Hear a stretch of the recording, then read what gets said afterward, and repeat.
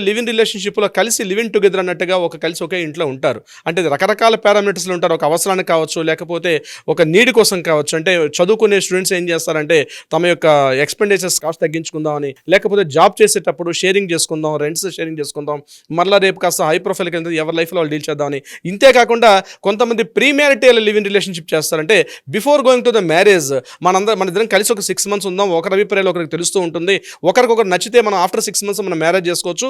So before 6 months మనం కలిసి living together ఉందాం అని చెప్పి బోత్ సైడ్స్ పేరెంట్స్ కూడా నచ్చజెప్పి చేస్తారు. కొన్ని చోట్ల కొంతమంది ఏం చేస్తారంటే సోషల్ అండ్ కల్చరల్ యాక్టివిటీస్ ప్రకారం అంటే సేమ్ కులాలు అంటే కొన్ని రకాల కులాలు రిలీజియన్స్ నచ్చపోయినప్పుడు దీనికి యాంటీగా కొంతమంది రకరకాల కమ్యూనిటీస్లో సేమ్ కమ్యూనిటీ కాదు డిఫరెంట్ కమ్యూనిటీ చేసేటప్పుడు సోషల్గా అదేవిధంగా ఫ్యామిలీ పరంగా కొంత నెగిటివిటీ వస్తుంది కాబట్టి కొంతమంది సీక్రెసీగా కొంతమంది రిలేషన్షిప్స్ కొంతమంది మెయింటైన్ చేస్తారు.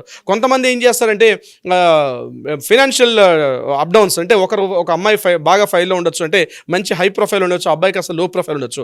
లేకపోతే అబ్బాయి మంచి హై ప్రొఫైల్ ఉంటాడు, అమ్మాయికి అసలు లో ప్రొఫైల్ ఉంటుంది. ఇటువంటి సమయంలో ఎకనామిక్ ఈక్వేషన్స్ లేనప్పుడు కూడా ఉండే అవకాశం కూడా కొన్ని చోట్ల ఉంటుంది. మరికొన్ని సందర్భాల్లో ఏంటంటే స్టేట్స్ మారిపోతారు, కానీ ఇద్దరికి నచ్చి ఉంటుంది. అంటే ఇద్దరు ఒకరికొకరు ఇష్టపడతారు. అటువంటి సందర్భాల్లో కూడా కొన్ని చోట్ల లివ్ ఇన్ రిలేషన్షిప్ అంటే రిలేషన్షిప్లో ఉండడానికి రకరకాల పారామీటర్స్ ఉంటాయి. ప్రత్యేకంగా ఈ రకంగానే ఉంటారని మనం చెప్పడం. కొన్ని సీక్రెట్స్గా ఉంటారు, కొన్ని ఓపెన్గా ఉంటారు. దానికి కారణాలు ఏంటని కావచ్చు.